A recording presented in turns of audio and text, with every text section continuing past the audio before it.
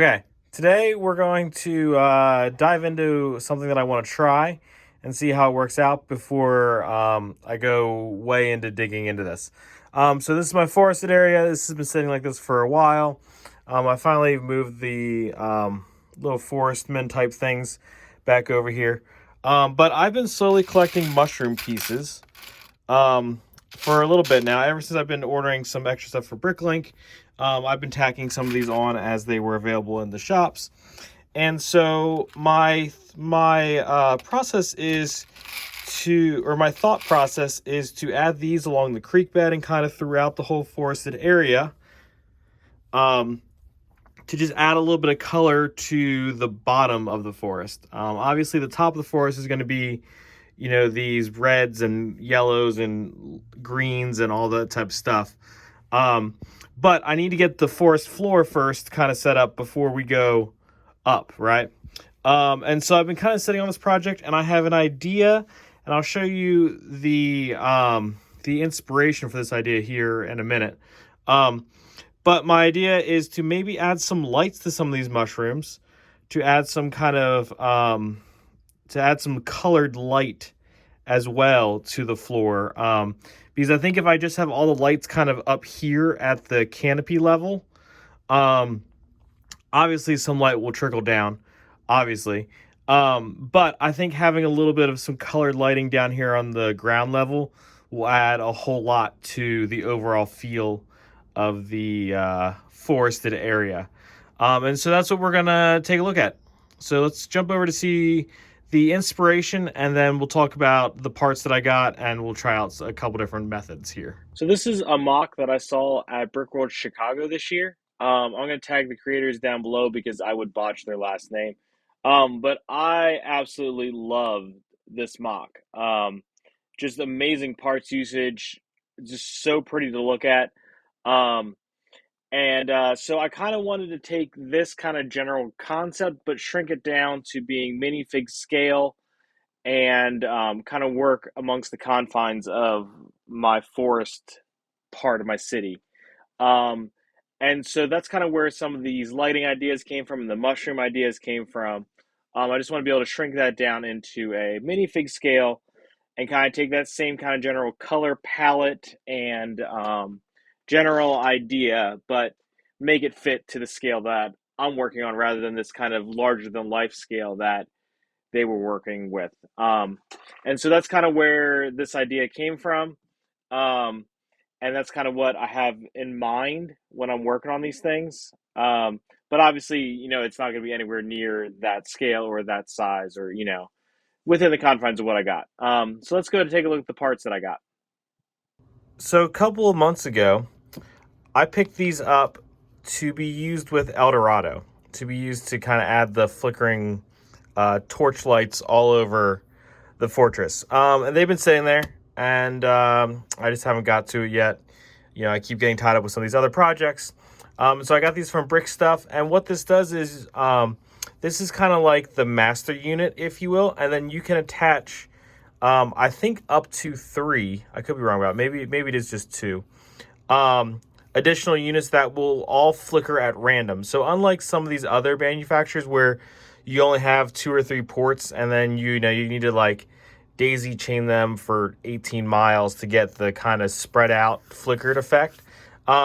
These supposedly will let you individually kind of flicker everything at random. And so I got these to use for the torches so that the lighting of all the inside of the fortress and even the outside would flicker like an actual flame.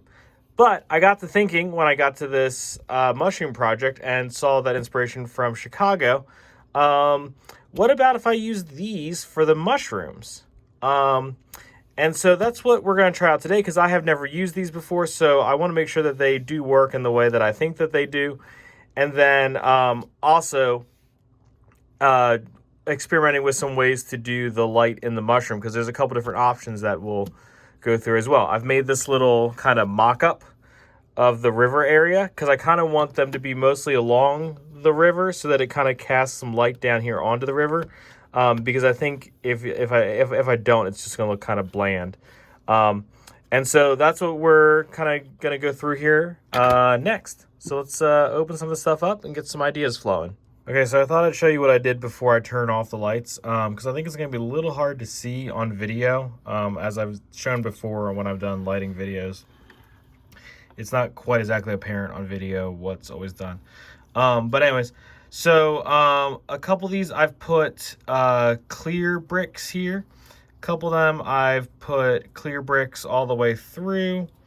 Couple of them the LEDs at the top, a couple of them the LEDs at the bottom. So I've tried a little bit of everything. So like this one is LED at the bottom with a white brick. The LEDs at the bottom with the clear red, trans red. This one, I believe the LED is also at the bottom with this tan, and then with the clear at the top. That one, the LED is at the bottom, you can see with the clear. This one, I believe the LED is at the top. Oops, sorry. This one, the LED is at the top, so it's white cylinder, LEDs at the top with a clear, let me pull that up a little closer, with a clear plate there, 1x1 plate, round plate. The purple one, the LED is at the bottom, and I put that trans clear 1x1 round plate down there just to try to make it a little bit more purple, because it's a blue LED. And then I did the same thing on that further one, but that's with a warm white LED. And so I might also try a cool white LED as well in that same configuration, just to try and get a little bit of color variance across these. So let me make that. Let me make one more with a clear, or with a cool white, and then we'll turn this on and see what this looks like on camera and what it looks like in person too. Okay, so before I turn off the lights, just want to point this out. So I have power coming into this first unit, and then it comes out of this, and then it gets splits into this, and then comes into this one. So I can have 6 lights on this one, 12 on this one, 12 on this one. So what's that? 30 lights, and I think you can add more. But this is just all that I have. This is a 3 cable connection that's got a little bit bigger connector that connects between the boards that passes both data and power. And they do flicker kind of independently. Here, before I turn off the lights, you can maybe see that a little bit. Here, there's a couple different settings as well. So on the main board, there is this little button. And when you click the button, you can see that like that one's flickering way more intensely. So it does different, various different types on there.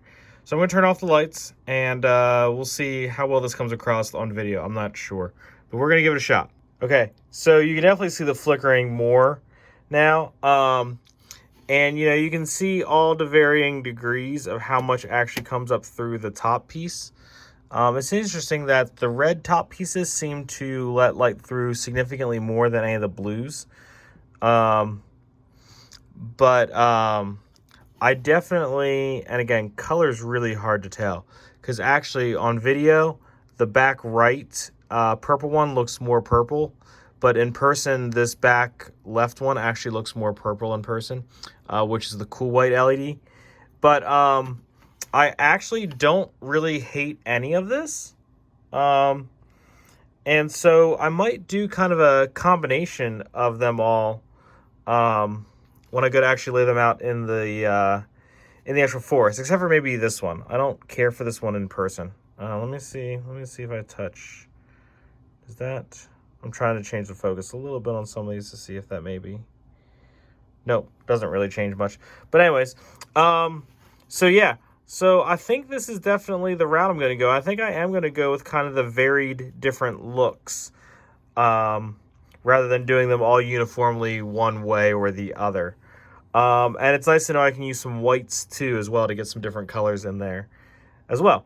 All right, let me pop the lights back on and take a little wrap-up tour here. So I think it's also a little bit important to kind of keep in mind what they look like without lights on, because I mean, I actually rarely turn on the lights on my city unless I'm shooting videos or someone's over looking at it or whatever. And And so I think it's important to know what it looks like without them on. And I kind of like the clear or the trans situation a little bit better than some of the other options. But I also don't hate the tan or the white either. But I think I'm going to lean a little bit more towards the trans colors just because when it is actually lit up, I think it does show off that flickering a little bit more and just casts a little bit wider of a light, especially once I've got a fig down there. I think having that little bit of extra light is going to be super useful. In fact, let me turn the lights back off and grab a fig, and let's see what that looks like with a fig down there as well. Okay, so again, this is kind of like best and worst case scenario, right? Like this is a mostly white fig. This is a darker fig that kind of blends in with everything else. But there's actually still a surprising amount of light that comes off, and I kind of like the kind of different colors kind of flickering up off of them. And I will also do some lights in the canopy. So when I add trees to it, I will light some of the trees to give some kind of downwards, just general glow in the forest as well. So it's not going to be totally pitch black as well. And I think that will definitely help too. But I'm definitely going to focus most of these kind of along the river to kind of light up and give a little bit of light to the river, because I think that little bit of glow off the tiles really kind of brings that river to life. But yeah, okay, so that's kind of what the next steps are in the city, or I'm sorry, not in the city. Well, it is the city, but in the forest area is to start to kind of get these placed around, start to run some wiring, because that's going to require a lot of wiring. I need to get some vegetation put along the creek bed as well, and also kind of roughly plan out where the trees are going to sit, because again, I'm going to need a little bit of wiring ran there as well. But yeah, so make sure you like and subscribe and stay tuned for some more stuff, because there's a lot more of this to come. And I think I am going to be focused on the forest area a little bit over the next week or so. So thanks for watching. See y'all.